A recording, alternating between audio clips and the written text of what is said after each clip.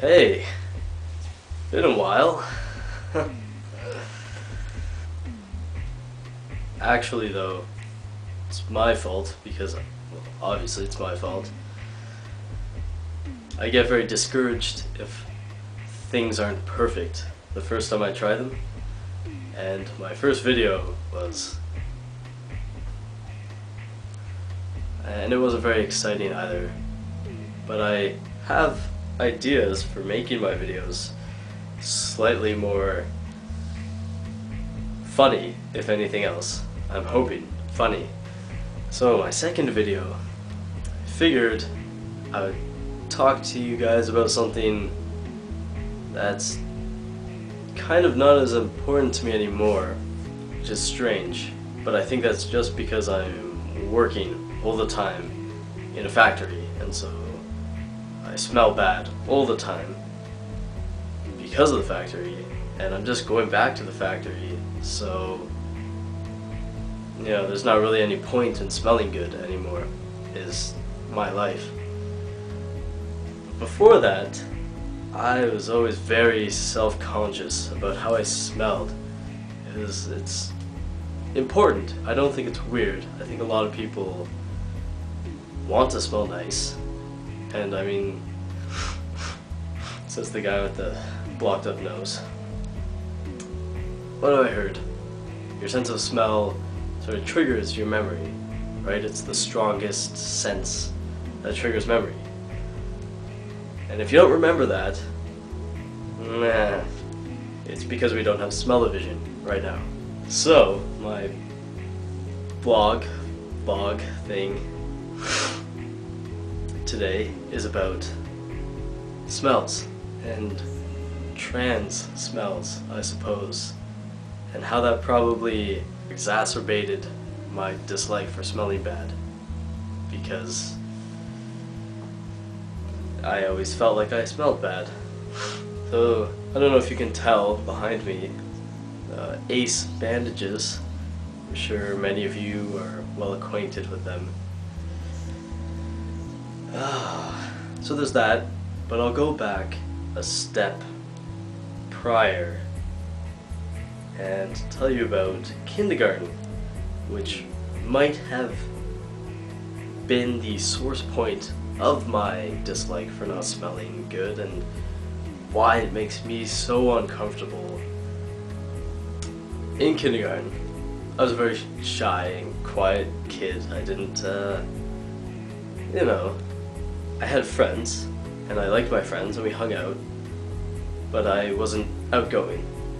And I remember one day I was by myself at like the far side of the school by one of the exits, and I was wearing this red jacket, and it was spring, and it was kind of rainy out. I'm probably making all this stuff up. I mean, it's kindergarten and my memory's terrible.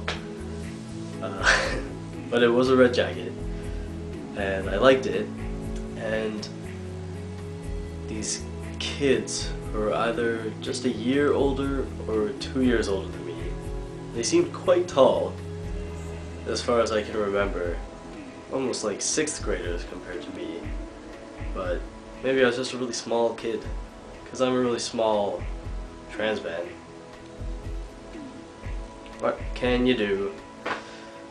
So there I am, cornered by these large, intimidating kids, and they're just picking on me, because that's what kids do. They pick on each other, and it's supposed to build character, I'm sure. I now have a lot of confidence, so I can look back and be like, nah, those people suck. But back then it was obviously terrifying. So the one girl, they're all girls by the way, the one girl decides to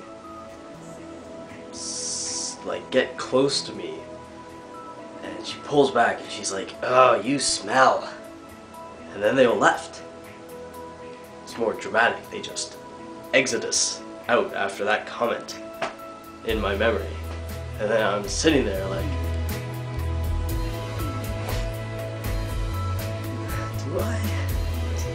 do I smell?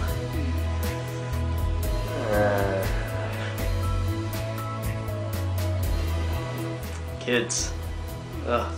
So, after that, let's fast forward all throughout the awkward high school nonsense. I started binding hardcore going into university, because university